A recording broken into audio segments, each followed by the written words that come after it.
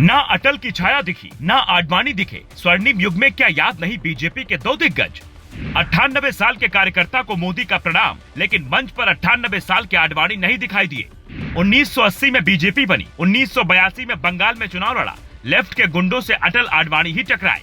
मंच सजाने वाला शायद ये भूल गया कि बीजेपी का मंच अटल आडवाणी के बिना पूरा ही नहीं होगा। तो सवाल उठता है, ये गलती है या अब दिग्गज नेताओं की याद की पार्टी को जरूरत ही नहीं रही।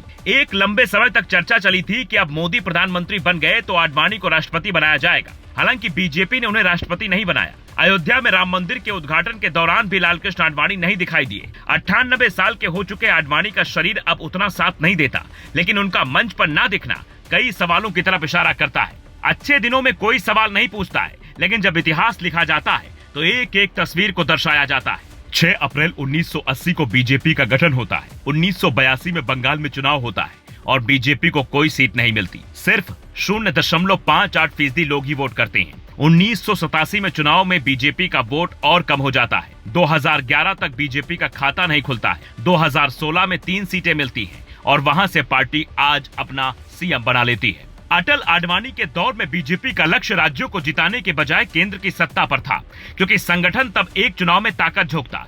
1989 के लोकसभा चुनाव से ही बीजेपी के सांसदों की संख्या उतनी हो गई कि कोई आवाज नहीं दबा पाता। केंद्र में 3 बार अटल बिहारी वाजपेयी प्रधानमंत्री बने, लेकिन राज्यों में बीजेपी के कमजोर होने का सिलसिला जारी था। उस वक्त बीजेपी का सेफ लैंड बन चुका गुजरात भी खबरों में रहने लगा। गोधरा कांड के बाद अटल ने नरेंद्र मोदी की कुर्सी बचाए रखी। कुछ सालों बाद केंद्र में मोदी आए और बीजेपी की कहानी बदल गई। सितंबर 2013 से पहले बीजेपी के विधायकों की संख्या महज 700 से कुछ ज्यादा थी, जबकि 12 साल बाद बीजेपी के पास 1700 से ज्यादा विधायक हैं। 22 राज्यों में बीजेपी की सरकार है, जबकि पिछले 3 बार से बीजेपी के पास केंद्र की सत्ता है।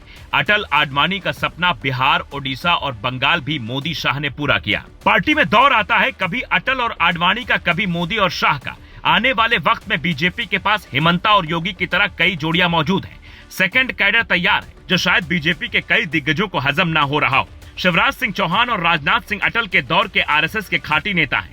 इधर मोदी बीजेपी के कार्यकर्ता को सम्मान दे रहे हैं। बगल में खड़े शिवराज सिंह चौहान को ऐसा लगता है जैसे मंच पर ही कुछ सोच रहे हैं। सब कुछ ठीक दिखना और सब कुछ ठीक होना, दोनों में फर्क होता है। बीजेपी को बंगाल में सत्ता तक पहुंचाने में 326 कार्यकर्ताओं ने अपनी जान गंवाई, जिनका जिक्र शपथ से पहले शाह ने किया था, और शपथ लेते ही शुभेंदु अधिकारी उनको नमन करने पहुंचे। इसलिए जब बीजेपी को सब कुछ याद था, जब कश्मीर में तिरंगा फहराने वाले कार्यकर्ता की याद थी जिनका पीएम मोदी ने पैर छुआ, तो फिर आडवाणी याद क्यों नहीं आए?